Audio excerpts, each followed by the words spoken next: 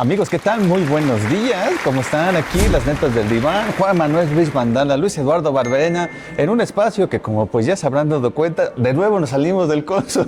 Ni hemos regresado, creo. Será porque grabamos en fin de semana, pero a lo mejor por eso nos está gustando este tour por varios lugares interesantes de Tezutlán. Y hoy estamos en un lugar recién inaugurado que se llama Gran Señoríos. Los Grandes Señoríos, sí, que estaba como unas 2 cuadras aquí abajito. Estamos sobre la calle Juárez. Ah, caray, mire, ya ves, sáquenme más seguido, por favor. Sí, estamos sobre la calle Juárez.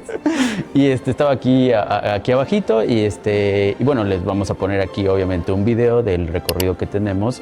Que quedó muy bonito el lugar, quedó muy cultural, quedó muy diferente, vintage, ¿no? Como que están tratando de rescatar algo del Tezutlán de antaño. Así es, pero ¿no? dense una vuelta, es un lugar aparte de bonito, pues también interesante, una carta también diferente. Entonces, pues vénganse a dar una vuelta y a conocer. Muchísimas gracias aquí a los Grandes Señoríos. Agradecemos mucho a Mercedes González Molina, que fue la persona que nos abrió el espacio. Venimos y platicamos con ella y pues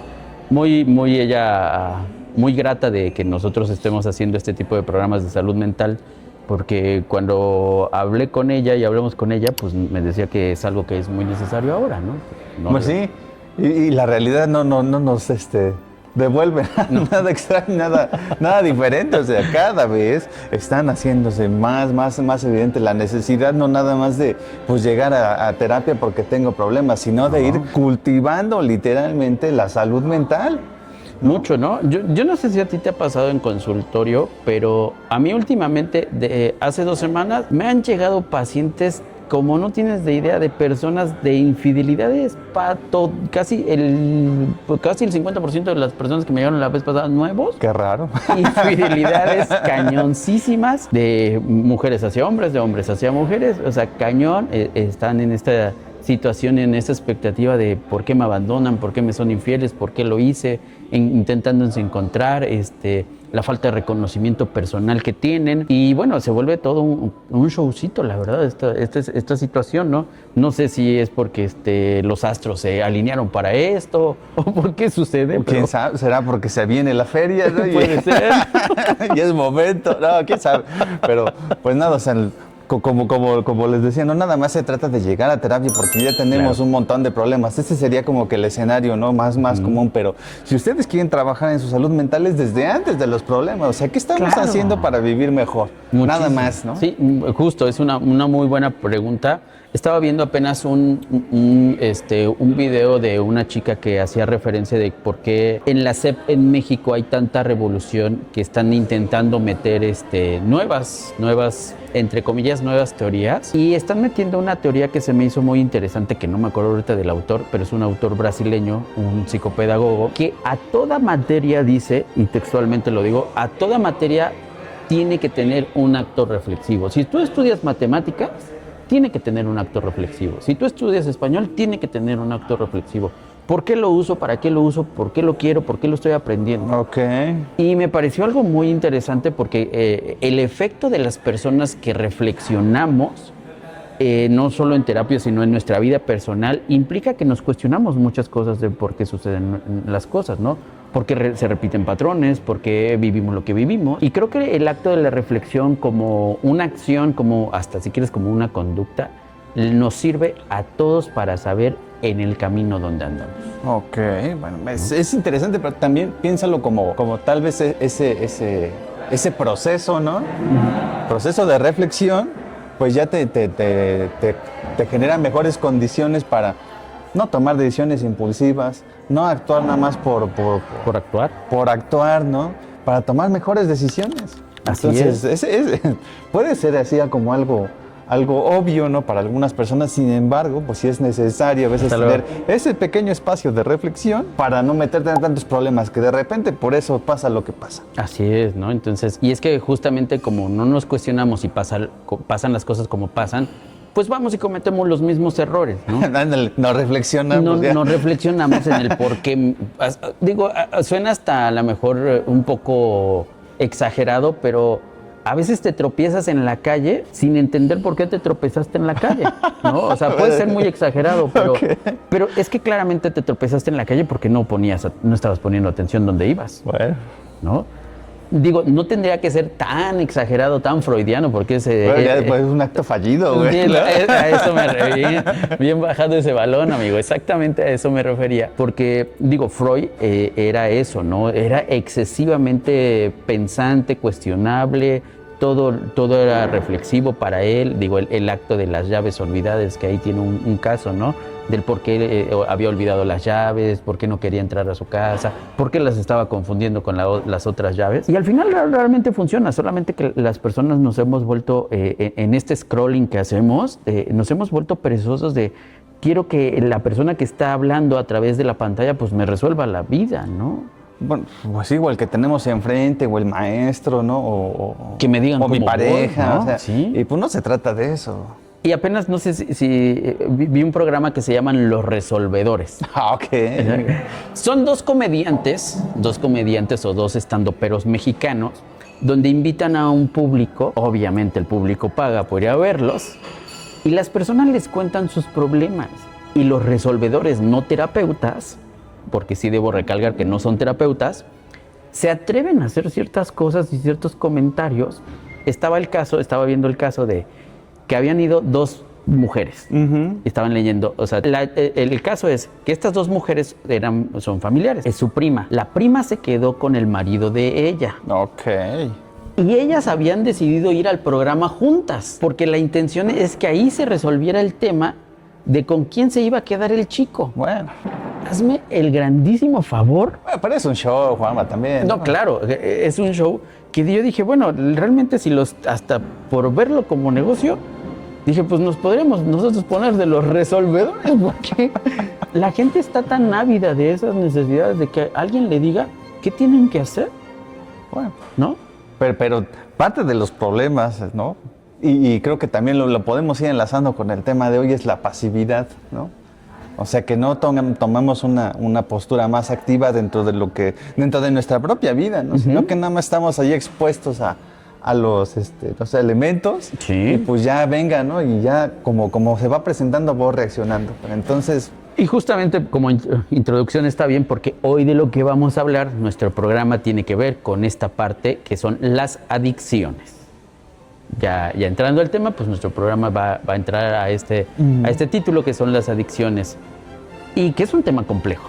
Bastante complejo, ¿no? Y donde por lo general lo ubicamos, ¿no? Cuando pensamos en adicciones, en trastorno por uso de sustancias, ¿no? La que usted quiera, la que usted me diga, pero ese es un tipo de adicción. Cuando hablamos de adicciones, hablamos de una serie de comportamientos en muchas esferas, ¿no? Que no nada más tiene que ver con el uso de sustancias, también puede presentarse en temas de trabajo, en temas sexuales, en temas de consumo, o sea, es una amplia gama. Sí. Cabe resaltar que todas estas adicciones funcionan de manera, digamos, independiente. No hay casos similares, ¿no? Tal vez el patrón, el uso, sí, el excesivo, ese tal vez pueda ser la generalidad para describir, ¿no? Pero en general, ¿cómo funciona la adicción al trabajo en una persona? Es particular. Es particular, sí. Podemos poner sustancias o el juego patológico. Dentro no hay una sola causa. De las diferentes adicciones que nosotros tocaremos hoy o que veremos hoy, son como la adicción al juego, como las apuestas, la ludopatía. ¿Qué pasa, no?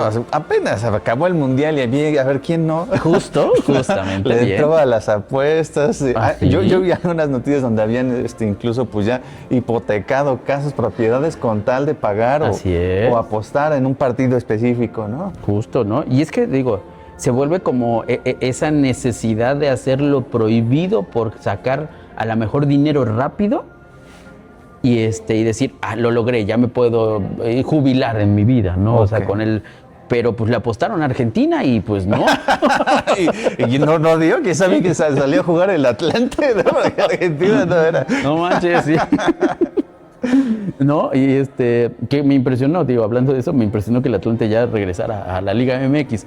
Pero justamente, ¿no? Este trastorno de la ludopatía, iniciado por una adicción de la necesidad de la adrenalina que te pide el cerebro, ¿no? Mira, puede ser, ¿no? Un elemento interesante aquí, que es la rapidez, ¿no? O sea, en la mayoría de este tipo de comportamientos, pues es algo inmediato y constante. Sí.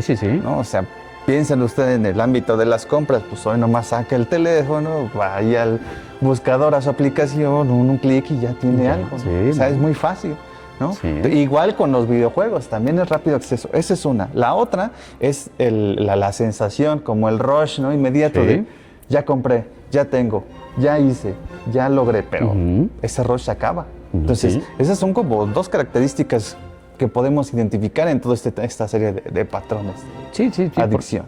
Porque, o sea, ese es el tema de la ludopatía, ¿no? O sea, esa compulsividad que tienen las personas de querer agarrar todo. Yo me acuerdo mucho de un amigo que su mamá tenía ludopatía. Ok. Y él tenía siempre que terminar yendo a traer a su hermanito pequeño porque su mamá estaba desde temprano, allá en Puebla, estaba desde temprano en las maquinitas, gastándose el dinero y era como, hijo, ¿sabes qué? Se me olvidó ir por tu hermano, ve por tu hermano, por favor, ¿no? Ah, ok, ¿a qué hora llegas, mami? ¿Cómo en una hora? A la señora no la veían todo el día, ¿eh?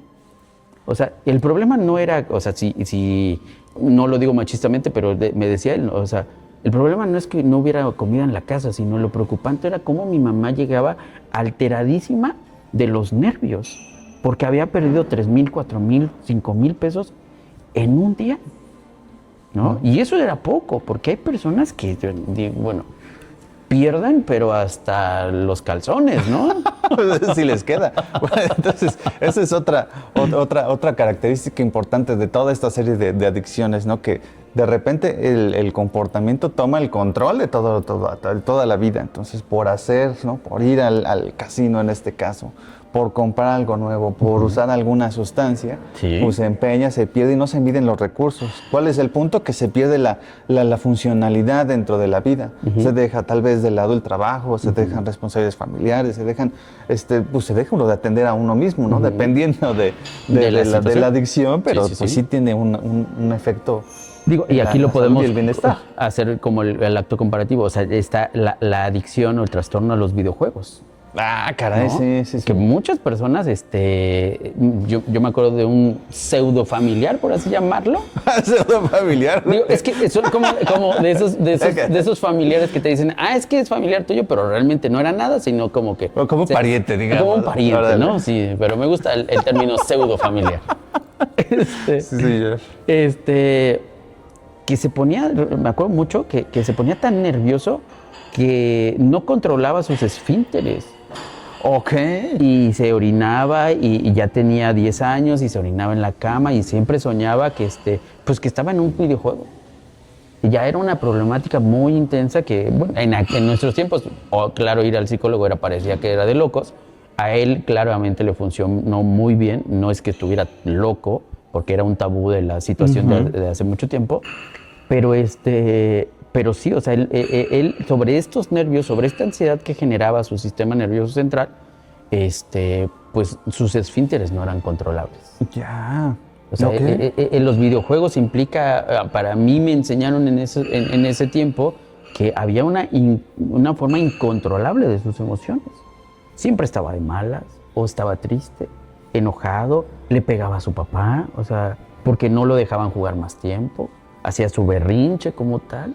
Y bueno, pues era algo fuerte al final, ¿no? Ya, o sea, fíjate, vinculado al uso de videojuegos, creo que está el tema de las pantallas, ¿no? Y que hoy es bastante común hoy. Sí. En las noticias, en algunos foros, pues puedes encontrar ahí muchos padres de familia lidiando con esto de que le damos el teléfono o no le damos el teléfono, ¿no? O la tablet o el acceso a las consolas. Entonces, creo que en esta serie de situaciones, pues interviene mucho la edad, ¿no? O sea, fíjense, estamos hablando de niños, ¿no?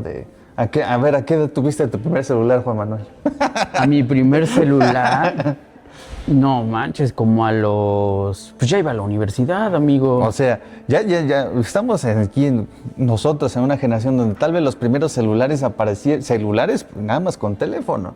Bueno, los primeros No, celulares que en yo me la acuerdo preparatoria. en la secundaria. Miren, En la secundaria. tendríamos 15, 16 años, ¿no? Hoy estamos viendo niños de 3, si no es que de 2 años, ya Sí, con un correcto. teléfono en la mano. Sí, Entonces, sí. esta cuestión se va haciendo parte de su vida, ¿no? Y entonces pensemos en ese momento de desarrollo, ¿qué se está desarrollando a los 2 o 3 años? Pues la misma configuración de su persona, ¿no? O sea, él como sujeto en relación con otro, pues a lo mejor siempre tiene que haber una pantalla, ¿no? Entonces, por ahí es que va a ser muy difícil que a lo largo del tiempo eso cambie porque es hecho parte de su estructura, vamos, del mundo, ¿no? Así es, ¿no? Entonces, a lo mejor, y muchos estudios van por ahí que la referencia de la pantalla, pues es como parte de la identidad, vamos, a ese grado. Apenas yo le explicaba a unos padres que justamente me decían, no, bueno, no puedo quitarle el celular al adolescente. Les hacía este ejemplo y se los hacía así. Pensemos que nosotros a nuestras edades teníamos estímulos, había ciertos estímulos, ¿no? Estos estímulos implicaba que a lo mejor en el año teníamos 1500 estímulos, ¿no? Veías un árbol, veías a tus amigos, la escuela, ¿no? Está bien, Y entonces tenías una cierta cantidad de estímulos que registraba tu cerebro. Hoy, y a lo mejor lo exagero en este sentido, pero pareciera que nosotros tenemos 5000 estímulos diarios a través de tanto scrolling que estamos generando, ¿no? O más. Y entonces yo les hacía esta comparativa a los padres. O sea, imagínense que en la época de ustedes tenían 1500 estímulos al año. Hoy estamos hablando de 5000 estímulos diarios sobre 365 días. Es una cantidad que no tenemos, obviamente, que si lo tuviéramos en dinero sería genial, ¿no? Pero lo tenemos en sobreestimulación de las cosas. Y obviamente esto va a generar alteraciones al sistema nervioso central, a nuestro cerebro, neurológicamente, y los niños pues claramente van a obedecer más una tablet, un celular, algo que les está en teoría guiando hacia su vida de qué hacer, ¿no? Y ahí tienes los programas educativos que le hacen caso a alguien, ¿no? Pues nosotros le hacemos qué caso a Barney si quieres, ¿no? A los Muppets, o no sé a quién le hacemos caso, ¿no? Sí, o a nadie. Bueno, no, sí, había muchachos, sí, a la Plaza Sésamo. A Plaza Sésamo, ¿no? A Belardo, sí es cierto, ¿no? Pero hoy hay tanto personaje en esta vida del scrolling que hacen los niños, como de 3, 2 años, 4 años, 5 años, que generan esta idealización de, pues esto es lo que me está educando. Y esto es a lo que le estoy haciendo caso, a estos 5000 estímulos. Bueno, que además no hay manera de procesar tanta información, ¿no? Nada. Entonces aquí de nuevo está la cuestión, el rush, ¿no? La sobreestimulación. Sí. Es a lo que vamos, y la pasividad tal vez del entorno para regular. Se nos ha hecho bastante común, ¿no? Ver a un niño con celular, con tablet, ¿no? Y es como parte de él, nadie lo cuestiona, se está normalizando, y luego cuando vienen los problemas es donde ya no estamos pudiendo resolver, claro, ¿no? Que ya ahí tenemos pues que el déficit de atención, que a lo mejor problemas escolares, o sea, toda esa serie de cuestiones vienen desde antes, ¿no? Sí. ¿Pero a qué le atribuirías tú? Ya no se diga la adicción, pues también. O sea, ¿a qué le atribuyes tú que el adicto inicie? Digo, pues son varios factores. Depende, ¿no? Pero yo he notado en terapia que mucho tiene que ver, por ejemplo, la adicción al alcohol, ¿no? Ok. Nosotros bastante que vivimos... Bastante frecuente y normalizado. Normalizado que viene de estas ejemplificaciones familiares, sí, ¿no? Tú te vas aquí a las juntas auxiliares, yo me acuerdo cuando era chico, mi papá nos llevaba a caminar a los cerros y a los montes, para mí no es de apenas, hasta nos peleábamos con el señor de los montes, ¿no? Así es, nos peleábamos hasta con el diablo ahí, sacamos el machete, ¿no? Pero justamente yo iba a una junta auxiliar, salía de San Diego hacia San Sebastián, y tú veías a señores tirados en San Sebastián porque toda la noche habían tomado aguardiente. Hoy los nietos de estas personas y los hijos de estas personas es enteramente lo mismo. Bueno, lo mismo, ¿no? Sobre esa ejemplificación, y al punto al que quiero darles a entender es que todo lo que hacemos como adultos repercute en la ejemplificación de los niños. Pues esa es una. Esa es una. ¿La otra cuál sería? Híjole, tal vez, fíjate, lo que yo creo que puede dar inicio a una adicción sería tal vez el no procesar algún tipo de emoción o situación. Y es que te lo preguntaba por esto, porque aquí tenemos las adicciones vinculadas a lo afectivo o al cuerpo, ¿no? Okay. Que tenemos la hipersexualidad, el consumo compulsivo de pornografía, las compras compulsivas y las adicciones al trabajo. Puede ser, ¿no? O sea, hay muchas maneras de mirarlo. Esa podría ser una, como tal vez evitar el dolor, ¿no? O sea, yo me meto tanto en el trabajo y hemos escuchado a lo mejor casos parecidos. Sí. Yo me meto a trabajar para no lidiar con algo que me duele, que me incomoda, que no quiero ver, ¿no? Y puede ser lo mismo, o sea, en otra serie de situaciones. Por ejemplo, el uso de sustancias también es muy común. Sí, claro. A partir de alguna situación que no se puede tramitar, que ha sido muy dolorosa o traumática, pues lo que hace la sustancia pues es aliviar un poco el dolor, ¿no? Y es que efectivamente, ¿no? Todas las personas que llegan que creen que con terapia se resuelve la adicción se resuelve con algo muy complementado, ¿no? O sea, sí, tiene que ser un trabajo interdisciplinario, definitivamente. Por eso es tan caro. Por eso es tan caro, sí, y tan caro el consumo como tan caro la solución, ¿no? Sí, el tratamiento. Y entonces, efectivamente, en ese sentido, esta sensación de hacer o la curiosidad, porque un adolescente alguna vez me decía, no le vaya a decir a mi mamá, pero un amigo me consiguió cristal y ya lo probé. Okay. ¿No? O sea, y le digo, bueno, lo cuestionaba, ¿tú por qué lo probaste? Dice, es que tenía curiosidad, ¿cuánto te gastaste? Me gasté 500 pesos. ¿De dónde obtuviste el dinero? ¿Cómo? ¿No? Dice, pero realmente me sentí tan vulnerable, tan mal, que no me dan ganas de volverlo a hacer. Bueno, esa fue una de las ventajas, en teoría, pareciera, ¿no? Y digo, lo sigo teniendo en terapia. Sí, una mala experiencia y ya. Y fue una mala experiencia, ¿no?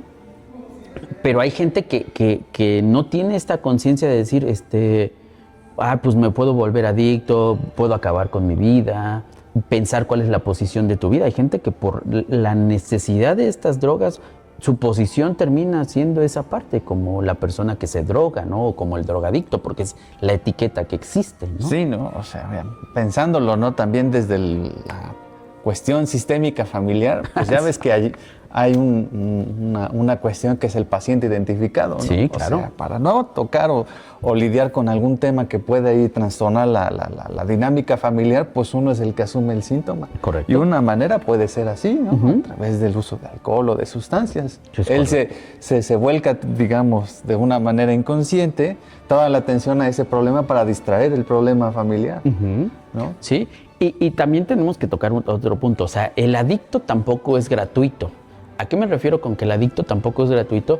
Es que siempre hay alguien que lo fomenta. Ah, claro. ¿No? O sea, siempre está el contexto de la familia. lo patrocina, ¿no? O sea, sí. Siempre está el contexto de la familia, como los casos de las personas que fueron anexadas y que parecía que funcionaba en ese momento y regresan a casa y nunca falta el familiar, mamá, papá, que, ok, ven, te hago tu caldo porque ya sufriste, porque ya viviste.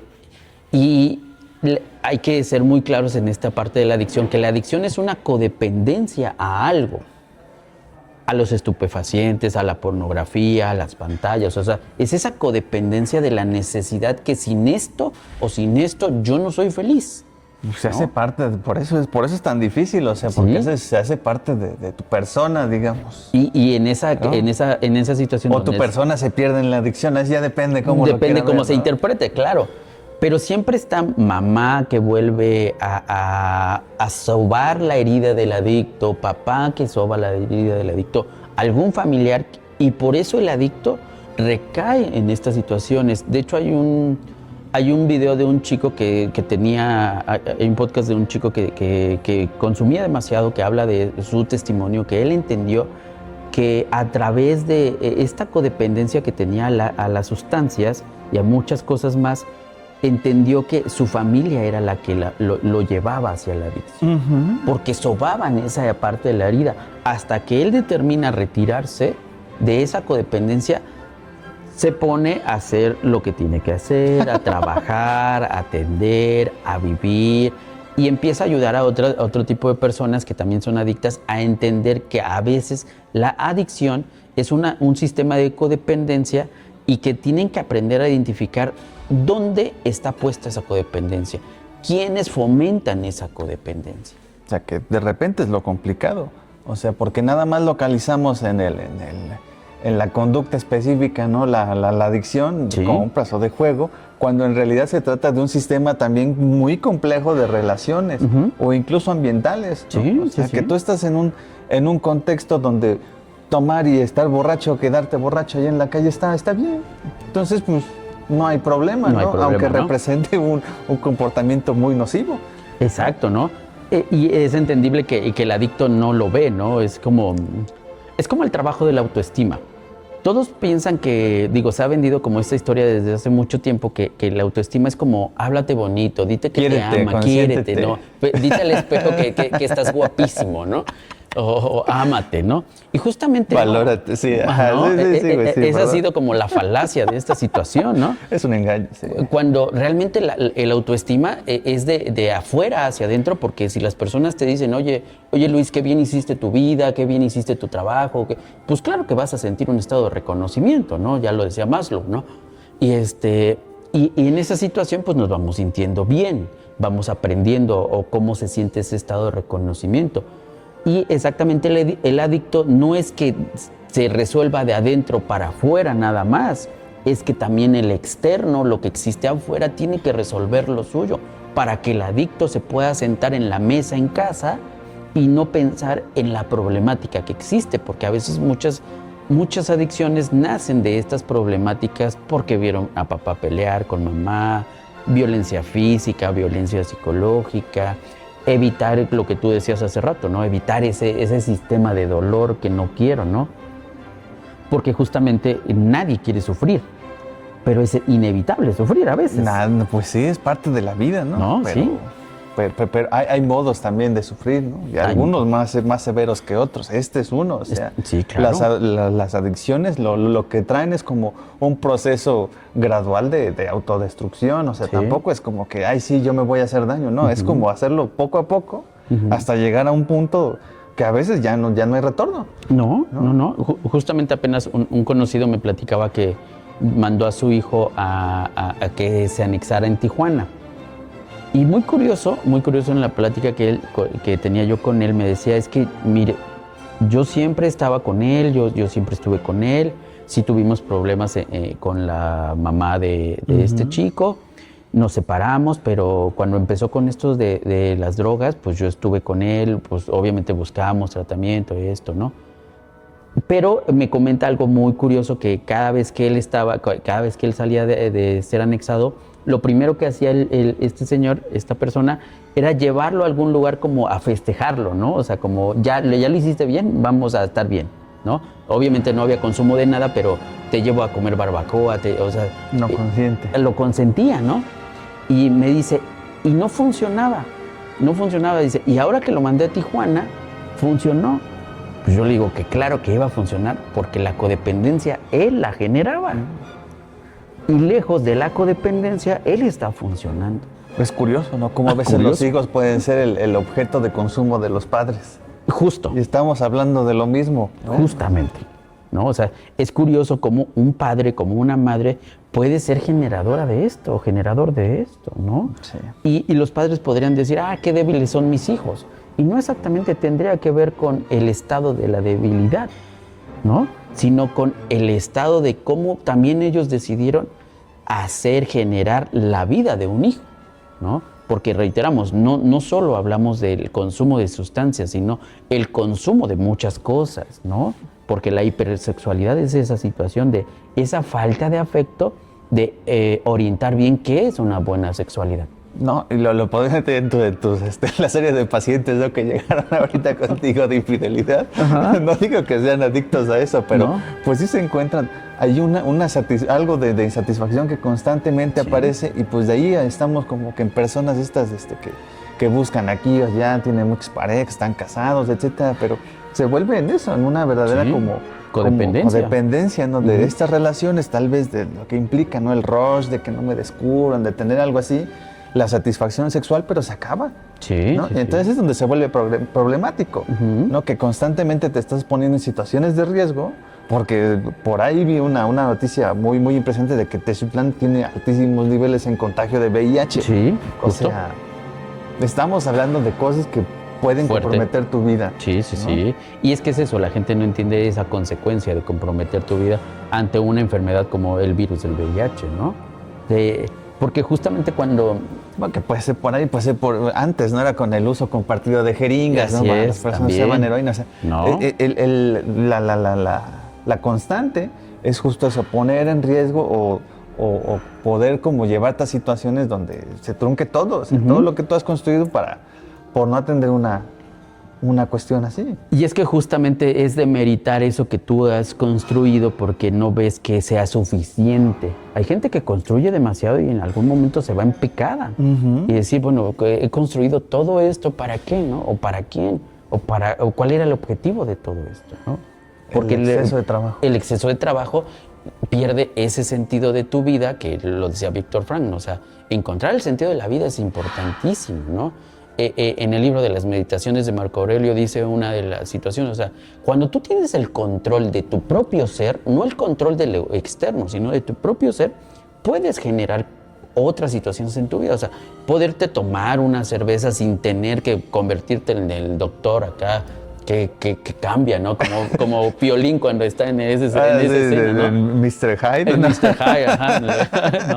O sea, sin tener que decir, ay, ya se me calentó el buche, ¿no? O sea, entonces, tener ese autocontrol que lleva mucho tiempo, que lleva mucho, mucha disciplina, ¿no? Pero es a lo que íbamos al principio, o sea, no es nada más en la pasividad y pues ya esto me tocó y ya nomás, sino es en tomar un rol activo. Así es. ¿No? De trabajar en uno mismo, de explorar estos temas difíciles para pues más o menos tener cierto control de uno mismo. Y es que hace rato lo dijiste y se me había olvidado esto, o sea, hay que aprender a diferenciar entre la paciencia y la pasividad, porque las personas luego confunden qué es ser paciente y qué es ser pasivo, ¿no? Y obviamente una persona pasiva-agresiva, que solamente está ahí en esta situación esperando a ver si algo sucede en su vida, pues implica esa pasividad, ¿no? Digo, que hoy es una alternativa, o sea, irse a reunir los domingos, ¿no? Aquí al culto, nomás para que pues ya del cielo caiga todo, ¿no? Ajá, no. Sí, por eso, o sea, por eso la parte hasta espiritual ha cambiado demasiado en esta actualidad, ¿no? O sea, es como manifiesta. Manifiesta. No, manifiesta, proyéctalo, ¿no? Hace estas, ¿cómo les llaman?